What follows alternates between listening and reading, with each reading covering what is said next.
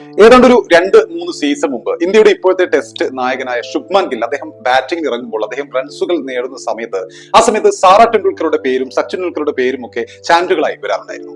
ആ സമയത്തുള്ള അഭ്യൂഹങ്ങളിൽ ഏറ്റവും പ്രധാനം സച്ചിൻ ടെണ്ടുൽക്കറുടെ മകളായ സാറ ടെണ്ടുൽക്കറുമായി ഡേറ്റിംഗിലാണ് ശുഭ്മാൻ ഗിൽ എന്ന രീതിയിലുള്ള ആ സമയത്ത് അങ്ങനെ ഒരു ഗോസിപ്പ് ഉണ്ടായിരുന്നു. പിന്നീട് സച്ചിൻ ടെണ്ടുൽക്കറുടെ മകളായ സാറ ടെണ്ടുൽക്കർ ആണോ അതല്ലെങ്കിൽ സൈഫ് അലി ഖാന്റെ മകളായ സാറ അലി ഖാൻ ആണോ അദ്ദേഹത്തിന്റെ കാമുകി എന്ന തരത്തിലുള്ള ചർച്ചകൾ ആ സമയത്തുണ്ടായിരുന്നു. ആ സമയത്ത് ഇങ്ങനെയുള്ള ഗോസിപ്പുകളായിരുന്നു ഈ ശുഭ്മാൻ ഗില്ലിന് ചുറ്റും ഇങ്ങനെ ഗ്രസിച്ചു നിന്നിരുന്നത്.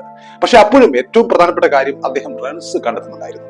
IPL-ലും അതുപോലെ അന്താരാഷ്ട്ര ക്രിക്കറ്റിലും റൺസും സെഞ്ചുറിയും വാരിക്കൂട്ടുന്ന തിരക്കിൽ തന്നെയായിരുന്നു അദ്ദേഹം. അങ്ങനെ നമുക്കറിയാം ആ ഒരു ഗോസിപ്പുകൾക്കിടയിലും അങ്ങനെയുള്ള അഭ്യൂഹങ്ങൾക്കിടയിലും അതിലൊന്നും ശ്രദ്ധ കൊടുക്കാതെ തന്റെ ബാറ്റിങ്ങിനെ ചെത്തി മിനുക്കിക്കൊണ്ടിരിക്കുകയായിരുന്നു ശുഭ്മാൻ ഗിൽ.